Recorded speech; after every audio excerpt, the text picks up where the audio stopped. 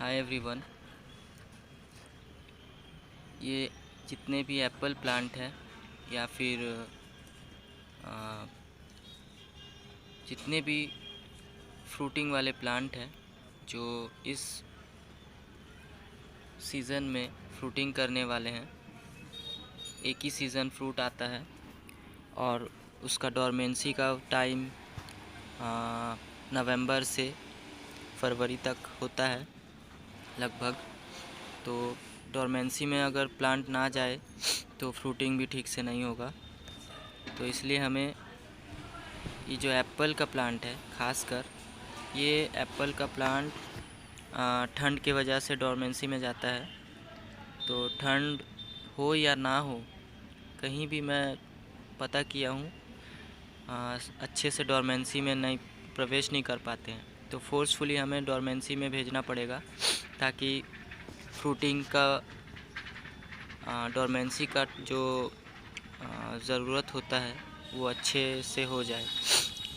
मतलब sleeping mode होता है प्लांट में, और जब तक स्लीपिंग मोड अच्छा नहीं होगा तो फिर फ्रूटिंग भी अच्छे से नहीं हो पाएगा।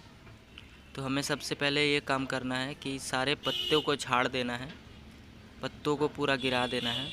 उसके लिए या तो हाथ से मैनुअली हम लोग पत्तों को ड्रॉप कर सकते हैं, और ध्यान ये रखना पड़ेगा कि जो बर्ड्स होते हैं, बर्ड्स में कोई चोट ना पड़े। और ज़्यादातर किसान लोग ये करते हैं, जहाँ बहुत सारे प्लांट होते हैं, मैनुअली अगर पत्ते झाड़े तो फिर उनको बहुत टाइम लग जाएगा। तो वो मैनुअली ये करते हैं, यूरिया का स्प्रे करते हैं। यूरिया का स्प्रे या 5% या 10%, मतलब 1 लीटर में 5 ग्राम यूरिया को घोलकर इस पत्तियों में स्प्रे कर देते, तो ऑटोमेटिकली वो पत्ते झड़ जाते हैं। अंगूर हो या फिर ऑरेंज हो, ऑरेंज में तो नहीं करते हैं क्योंकि ऑरेंज के कुछ कुछ पत्ते झड़ जाते हैं, कुछ कुछ पत्ते रह जाते हैं।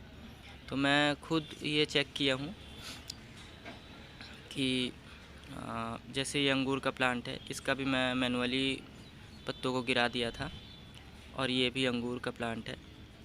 और ये है एक ऑरेंज का प्लांट जिसको मैं मैनुअली मतलब पत्तों को गिरा दिया था, और अंदर से जो भी स्टेम्स थे उसको मैं हटा दिया हूँ, प्रून कर दिया हूँ। प्रूनिंग भी बहुत ज़रूरी है दूसरे भाग में। पत्ते गिराने के बाद 25% जो फ्रंट के स्टेम्स होते हैं उसको प्रून कर देना पड़ेगा, ताकि जो नए बर्ड्स आए उसमें फ्लावर लेते हुए बाहर निकले।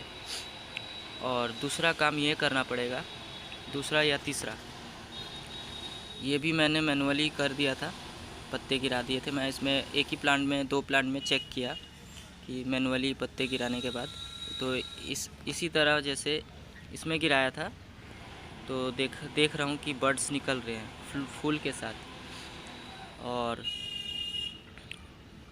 और भी दूसरा काम करना पड़ेगा जो है खाद।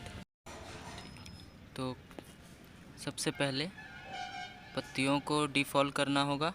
दूसरी, प्रूनिंग 10 to 8 इंचेस हर एक स्टेम को प्रून करना पड़ेगा। जैसे ये एप्पल का प्लांट को मैं प्रून किया, और बगल वाले एप्पल प्लांट को मैं प्रून नहीं किया। मैं उसको देखना चाहता हूँ क्योंकि ये सीडलिंग रूट स्टॉक के प्लांट में ग्राफ्टेड है, और मैं ज़्यादातर सुना हूँ कि सीडलिंग वाले ग्राफ्टेड में फ्रूटिंग चांसेस कम है।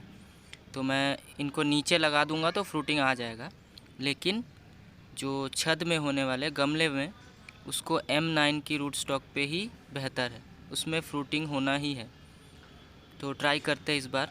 अगर ना आया फ्रूटिंग तो मैं M9 वाले प्लांट को ऊपर लगाऊंगा और इनको मैं नीचे प्लांटिंग कर दूंगा। तो बाकी ये सब जो प्लांट है, ये इनमें भी कुछ कुछ प्लांट में डोरमेंसी है, और कुछ कुछ प्लांट में, जैसे एप्पल बेर, उसमें ठंड में ही उसका सीज़न होता है, तो उसमें अभी फल है नीचे। ये जितने भी लेमन के हैं, ऑरेंजेस हैं, इसमें डोरमेंसी है। ये वाला जो है अभी डोरमेंसी से निकला है, ये देखो फूल के साथ। और ये वाला जो है ये वियतनामी माल्टा है। माल्टे के प्लांट में 12 महीना ये फ्रूटिंग करता है, इसलिए मैं उसको हार्वेस्टिंग नहीं किया। ये सारे प्लांट के मैं फ्रूट हार्वेस्ट कर लिया हूँ, एक भी फ्रूट नहीं है अब। हाँ, और एक बात, दिसंबर से पहले ही दिसंबर तक का हार्वेस्ट भी कर लेना पड़ेगा, और साथ में प्रून भी। ऑरेंज या फिर मौसम्बी के जितने भी प्लांट हैं, ये तो है ही। जिस प्लांट में हमको फ्रूट लेना है इस सीज़न में, सारे में वही प्रूनिंग और खाद जो है, अब मैं खाद के बारे में बता देता हूँ। हर जगह मैं पता किया हूँ कि खाद ना डाले तब फ्रूटिंग होता है, ऐसा नहीं है। जो किसान लोग, जैसे किसान जिस तरीके से अच्छे से फ्रूटिंग लेता है, वैसा मैं पता किया हूँ। तो ये जो है दिसंबर के महीने में हम लोग को गोबर की खाद और फास्फोरस और पोटाशियम की जिस खाद में ज़्यादा मात्रा मिलती है, उसको पौधों में दिसंबर महीने में डालना पड़ेगा। और ये मैं बता देता हूँ, ये गमला अभी ये साफ़ तो नहीं किया था, मैं इसमें बोर्डो मिक्सचर में यूज़ किया हूँ ताकि फंगस ना लगे। और ये भी एक माल्टे का प्लांट था, वियतनाम के माल्टे का। तो मेरे पास 3 प्लांट हो गए थे, तो मैं इनको पूरा मतलब इसका वैरायटी चेंज करूँगा। कुछ दिन बाद इसमें से स्प्राउट्स आ जाएंगे, तो उसी स्प्राउट में मैं किन्नू को ग्राफ्ट करूँगा। जैसे कि ये मिट्टी घास वास हटाने के बाद किनारों को अच्छे से खोल लेना है, अच्छे से, मतलब रूट की भी प्रूनिंग हो जाए, थोड़ा हर साल थोड़ा प्रूनिंग हो जाए। और घबराना नहीं है, क्योंकि रूट की प्रूनिंग भी ज़रूरी है। रूट की प्रूनिंग होंगी तो नए रूट्स फिर से डेवलप होंगे। और उसके लिए मैं स्पेशल एक खाद बता देता हूँ। वो टाटा का रैली गोल्ड एक आता है, उसमें क्या है, माइकोराइज़ा भी है और ह्यूमिड एसिड भी है और सीवीड एक्सट्रैक्ट भी है। उससे क्या होता है, और भी कुछ ऐसे तत्व हैं उसमें, जिससे कि रूट जहाँ टच होता है वहाँ से रूट स्टार्ट हो जाता है, रूटिंग स्टार्ट हो जाता है। तो उसमें कुछ अच्छे न्यूट्रिशंस हैं, और कुछ ऐसी चीज़ भी हैं जो हार्मोन टाइप के होते हैं, रूट हार्मोन टाइप। तो उसमें से क्या है, रूट डेवलप अच्छे होते हैं। तो रैली गोल्ड यूज़ करें, उसके साथ खाद। ये मिट्टी मैं दिखा रहा हूँ, देखो एकदम एरिएशन वाला मिट्टी है, क्योंकि मैं वेस्ट डिकम्पोज़र यूज़ करता हूँ। और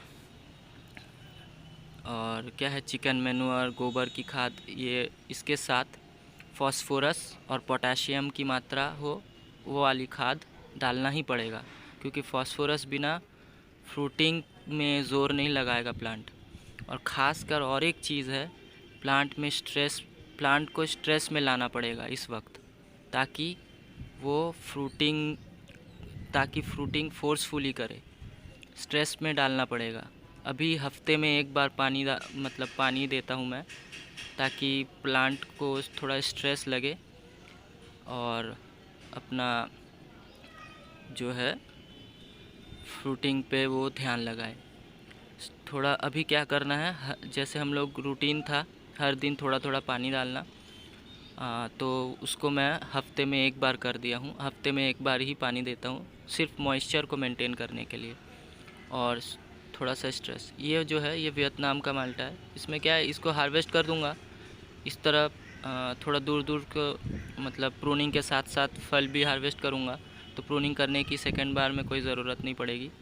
और जैसे ही वो हार्वेस्ट कर लूँगा फिर से फ्लावर छोड़ देगा। और ये जो है ये एक पंजाब का माल्टा है, और जो मतलब इसमें भी फोर्सफुली मैं डोरमेंसी लाया था, मतलब पत्ते हाथों से ऐसे निकाल दिया था, तो उसमें भी ये जो है नए बर्ड्स निकल रहे हैं। तो मेन मोटिव यही था कि जो जितने भी मतलब जैसे भी एसिड वैसिड आते थे, अल्फा नेप्थाइल एसिडिक एसिड, वो सब डालने से बोलते थे कि फ्रूटिंग होगा। ऐसा मुझे तो आज तक का रिज़ल्ट अच्छे से नहीं मिला, क्योंकि कम ज़्यादा होने के मतलब वजह से उल्टा सीधा हो गया था।